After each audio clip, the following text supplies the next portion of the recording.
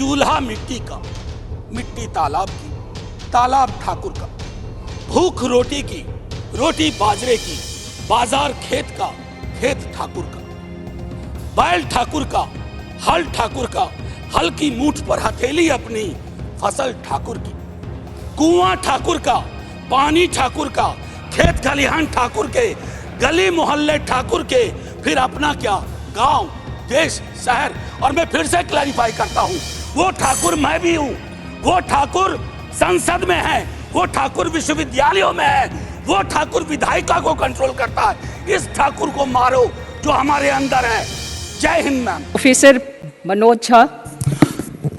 शुक्रिया मैडम, शुक्रिया आपके वहाँ होने के लिए भी।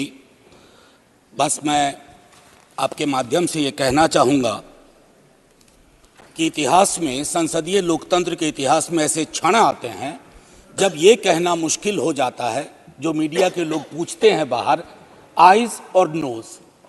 ये मसला यस और नो का नहीं है माननीय उपसभापति जी, ये मसला हमारे देश की तारीख से जुड़ा हुआ है। ये मसला इस बात से जुड़ा हुआ है जो प्रधानमंत्री जी ने अभी बीते दिनों सेंट्रल हॉल में कहा था, कैनवस बड़ा होगा, आकृति बड़ी होगी। बड़ा कैनवस है लेकिन आकृति छोटी गढ़ी जा रही है, और ये इतिहास स्मरण करेगा, ये मैं आपके माध्यम से कहना चाहता हूं। अब नारी शक्ति वंदन अधिनियम, मुझे तो समझ में नहीं आया कि ये लेजिस्लेशन है या किसी तरह का धार्मिक ग्रंथ की एक उसका शीर्षक है, क्योंकि बचपन से पढ़ता आया इस देश में, जब आपकी सरकार, बीजेपी की सरकार नहीं थी, जत्र नार्यस्तु पूज्यन्ते रमन्ते तत्र देवता। पता नहीं देवता रम करते हैं कि नहीं, लेकिन हमने इस श्लोक के बावजूद महिलाओं का मोलेस्टेशन देखा, घरेलू हिंसा देखी, सबसे ज्यादा रेप परिवार नाम की संस्था में देखा, जिसका आंकड़ा खुद सरकार देती है। तो मुझको लगता है ये जो विरोधाभासी चरित्र है हमारे देश का, इस विरोधाभासी चरित्र पर भी बात होनी चाहिए। आज काफी सारी महिलाएं हैं, पत्रकार भी इस दर्शक दीर्घा में, इनको भी ये कहना चाहता हूं कि हमारे कुछ सरोकार हैं। इस देश में ऐसा नहीं चल सकता कि एक तरफ ये श्लोक पढ़ा जाए और दूसरी तरफ हम उस जुबान को छोड़ दें जो संविधान से आती है। मैडम, संविधान राइट्स की बात करता है, अधिकार की। हमारी वोकैबुलरी को क्या होता जा रहा है, अधिकार दया की श्रेणी में नहीं आएगा, लेकिन पूरा का पूरा जो टेक्सचर देखता हूं वो दया की श्रेणी में बात होती है, अधिकारों की बात कभी दया से नहीं होगी। माननीय deputy chairman ma'am, chairperson ma'am, sorry, as per the delimitation commission 2008 हमारे पास जो सीट्स हैं 412 जनरल सीट्स, 84 एससीज, 47 एसटीज। अब हम क्या कर रहे हैं इस बिल के माध्यम से, 84 और 47 के अंदर 1/3 कर रहे हैं। क्या यह अन्याय नहीं है? एग्जिस्टिंग सीट्स में नहीं, जो 33% आ रहा है उसके अंदर, जिसका आंकड़ा अभी के हिसाब से 136 सीट बैठता है, उसमें एससी, एसटी और ओबीसी की व्यवस्था हो। क्योंकि देखिए, मैं आपके माध्यम से कहूं, हर महिला को बहुत मुश्किल से आगे बढ़ना पड़ता है, ये आप भी जानती हैं। और खास करके पिछड़े वर्गों की महिलाएं, अनुसूचित जाति, जनजाति की महिलाएं, उनका डिप्रिवेशन और वल्नरेबिलिटी बाकियों से ज्यादा होती है। हैंड होल्डिंग करने के लिए कोई नहीं होता है, हैंड होल्डिंग करने के लिए कोई नहीं होता है। अगर आप पहुंची तो बिना हैंड होल्डिंग के, लेकिन उन पिछड़ी जाति की महिलाओं का क्या, जिनके हैंड होल्डिंग के लिए ना हमारे धर्म ग्रंथों में कोई व्यवस्था है और ना आज की समकालीन बातचीत में कोई व्यवस्था है। रेटोरिकली हम कुछ भी कह दें, मेरा सिर्फ आपके माध्यम से कहना होगा कि हमारी पार्टी, आज मैं स्मरण कर रहा हूं, हमारे राष्ट्रीय अध्यक्ष लालू प्रसाद यादव जी, भगवतिया देवी, कई लोग जानते होंगे, पत्थर तोड़ने वाली महिला थी, पत्थर तोड़ने वाली, हम ना सहबो गाली भैया, हम ना सहबो गाली। वहां से, गया से निकल करके वो संसद तक पहुंची। क्या उसके बाद भगवतिया देवी आ पाई, फूलन देवी आ पाई? वो इसलिए नहीं आ पाई कि हम आपको दोष नहीं देते हैं, हमारी व्यवस्थाएं संवेदन शून्य है। मैं तो आग्रह करूंगा तमाम साथियों को, आप किसी भी दल में हो, आज एक बार उससे बाहर निकल करके सोचिए। यह ऐतिहासिक क्षण सचमुच ऐतिहासिक होगा अगर हमने आज इतिहास को व्यापक कैनवस पर देखा, जो प्रधानमंत्री जी कहते हैं। और प्रधानमंत्री जी की कथनी और करनी में फासला नहीं होना चाहिए।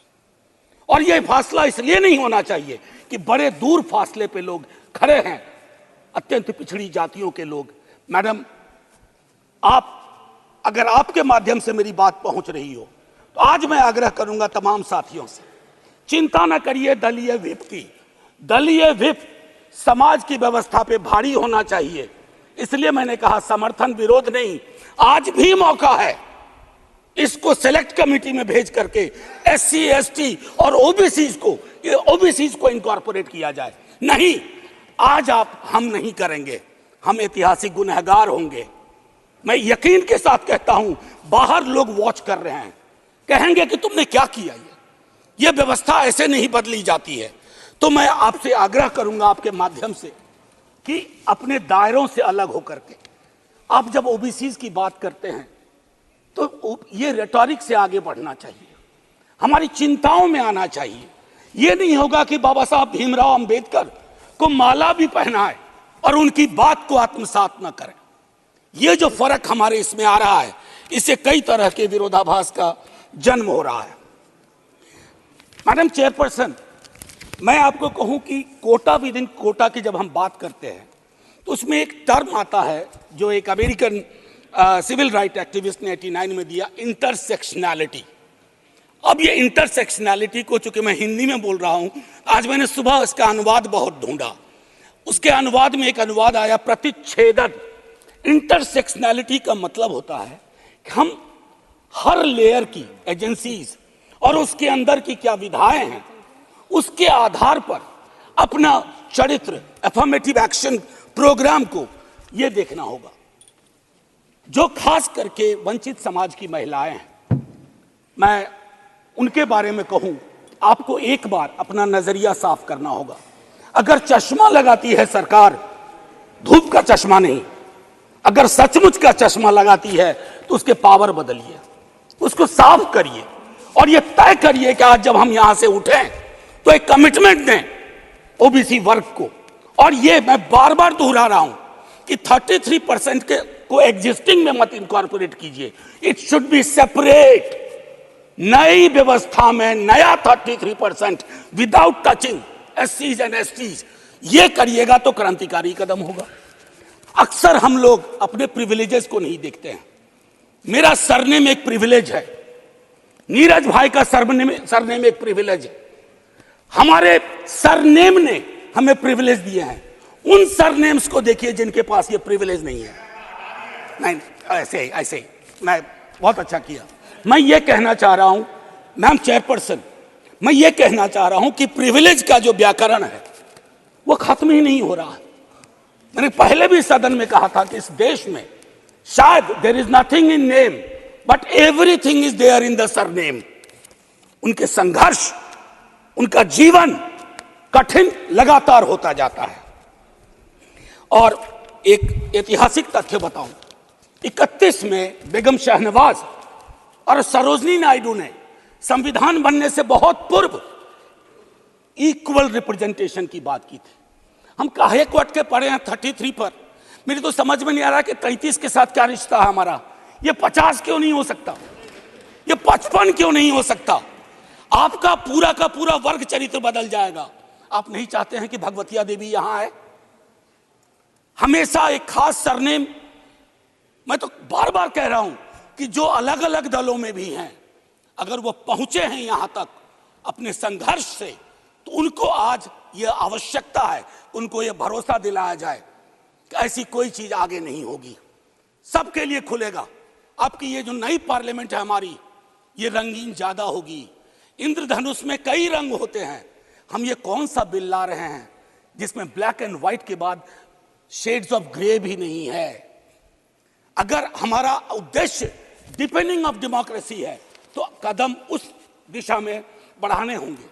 मैंने पहले भी कहा था कि 2010 में हमारा रिप्रेजेंटेशन देखिए, उसमें हमने SC, ST, OBC and minorities की बात की थी और हम इसलिए नहीं कर रहे हैं, हम चाहते हैं कि वर्ग चरित्र बदले, संसद सचमुच में प्रतिनिधित्व की संस्था बने जिसमें सबके आकार हों, सबकी शक्लें हों। ये ना हो कि एक प्रभुत्व वर्ग का उस पर हमेशा उस पर छाप रहे। अब मैं कहूं कि अभी जातिगत जनगणना कल शाम के बाद, मैम चेयरपर्सन, अब मैं आपका अटेंशन चाहता हूं। कल शाम के बाद इस देश में लोकसभा में बिल पास हुआ, उससे ज्यादा इस बात की चर्चा हो रही है ओबीसी के साथ नाइंसाफी हुई। इस बात की चर्चा हो रही है कि जातिगत जनगणना पर क्यों ब्लॉक किया जा रहा। और मैं ये कह रहा हूं, हमारे सीएम नीतीश जी और तेजस्वी जी डिप्टी सीएम, उन्होंने जातिगत सर्वेक्षण कराया।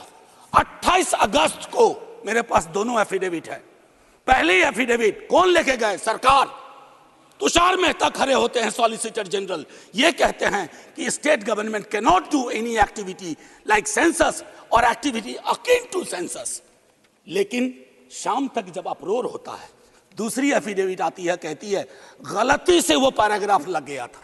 सरकारें ऐसी गलतियां नहीं करती हैं, ये मानस करवाता है, ये प्रेजुडिस माइंड करवाता है। मैम चेयरपर्सन, बस ज्यादा नहीं लूंगा। मैंने कई संशोधन दिए हैं मैडम चेयरपर्सन, मैंने कई संशोधन दिए हैं। उन संशोधनों पर भी सरकार विचार करे। हाथ जोड़ के कहता हूं, आपका कुछ भी नहीं बिगड़ेगा। हृदय विशाल रखना चाहिए। छोटे मन से, आप ही के बड़े नेता कह गए थे, छोटे मन से कोई बड़ा नहीं होता। कैनवास पे बड़ी लकीर खींचिए। और मैं आखिरी में एक बात कह के खत्म करूंगा कि गले मिलकर गला दबाने की कोशिश ना हो। मैम चेयरपर्सन, 1 मिनट, एक कविता लेके आया था, उसके पहले गले मिलकर गला ना दबाइए, और ये कविता पढ़ के खत्म करूंगा और जय हिंद बोल दूंगा। ये ओम प्रकाश वाल्मीकि जी का है। इसमें जो प्रतीक हैं वो किसी जाति विशेष के लिए नहीं है, क्योंकि हम सब के अंदर एक ठाकुर है जो न्यायालयों में बैठा हुआ है, विश्वविद्यालयों में बैठा हुआ है, संसद की दहलीज को वो चेक करता है। तो कविता कुछ यूं है, चूल्हा मिट्टी का, मिट्टी तालाब की, तालाब ठाकुर का, भूख रोटी की, रोटी बाजरे की, बाजार खेत का, खेत ठाकुर का, बैल ठाकुर का, हल ठाकुर का, हल की मूठ पर हथेली अपनी, फसल ठाकुर की, कुआं ठाकुर का, पानी ठाकुर का, खेत खलिहान ठाकुर के, गली मोहल्ले ठाकुर के, फिर अपना क्या, गांव, देश, शहर। और मैं फिर से क्लैरिफाई करता हूं, वो ठाकुर मैं भी हूं, वो ठाकुर संसद में है, वो ठाकुर विश्वविद्यालयों में है, वो ठाकुर विधायिका को कंट्रोल करता है। इस ठाकुर को मारो जो हमारे अंदर है। जय हिंद मैम।